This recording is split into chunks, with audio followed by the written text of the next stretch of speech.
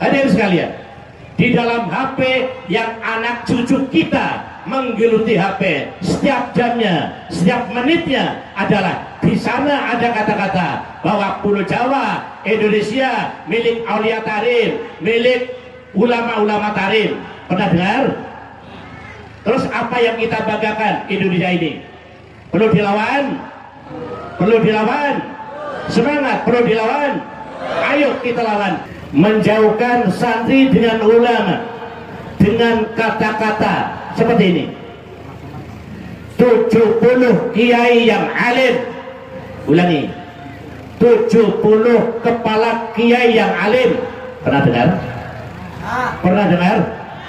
70 kiai yang alim lebih rendah daripada telapakan Habib yang goblok. Ini kira-kira bentuk penjajahan apa bukan? Ini harus dilawan apa tidak? Ini adalah bentuk memisahkan antara santri dengan kiai. Saya berpikir 20 tahun, 30 tahun ke depan ini santri Indonesia tidak mau belajar, tidak mau ngaji dengan kiai-kiai pribumi. Kondisi tanah suci jika kita bandingkan di Indonesia, satu contoh, setiap hari situasi Masjidil Haram tidak kurang dari 1 juta manusia di setiap harinya.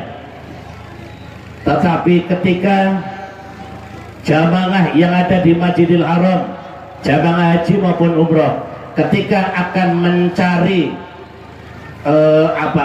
puskesmas istilah di Indonesia, kalau di sana klinik kesehatan, mustasfa, di sana sangat kesulitan. Saya pernah mencari satu tempat untuk pengobatan jamaah saya yang sakit, ternyata untuk mencari tempatnya saja ini menghabiskan uang Rp400.000. Tetapi di Indonesia kita harus bangga dan bersyukur hanya dengan sepak bola yang diselenggarakan oleh panitia. Dan seperti pagi hari ini peringatan Hari Santri, disinilah mobil untuk ngurusi kesehatan warga masyarakat selalu tampil dan selalu warawiri yang kita diam. Tepuk tangan untuk puskesmas. Hadirin sekalian yang berbahagia, resolusi jihad tanggal 22 Oktober 1945 yang lalu, ini isinya ada 2 isi pokok. Yang pertama adalah melawan penjajah, betul? Yang kedua adalah mempertahankan kemerdekaan negara Republik Indonesia. Ini dulu. Bagaimana untuk santri-santri sekarang? Bagaimana untuk kiai-kiai sekarang? Karena kita tidak berhadapan dengan Belanda, kita tidak berhadapan dengan senjata. Apa yang harus kita lakukan saat-saat ini? Para bapak ibu hadirin sekalian, kita semua ingat, kita santri berkewajiban untuk melawan penjajah. Kita semua tahu akhir-akhir ini kami merasakan, santri merasakan, juga terkadang saya merasa khawatir karena mayoritas sejak anak-anak TK sampai dengan kakek-kakek setiap jam bahkan setiap menit bergelut dengan yang namanya HP, betul? Di dalam HP di sana nampaknya ini ada hal-hal yang sangat negatif. Satu contoh, menurut pikiran saya di sana ada semacam menjauhkan santri dengan kiai, menjauhkan santri dengan ulama dengan kata-kata seperti ini.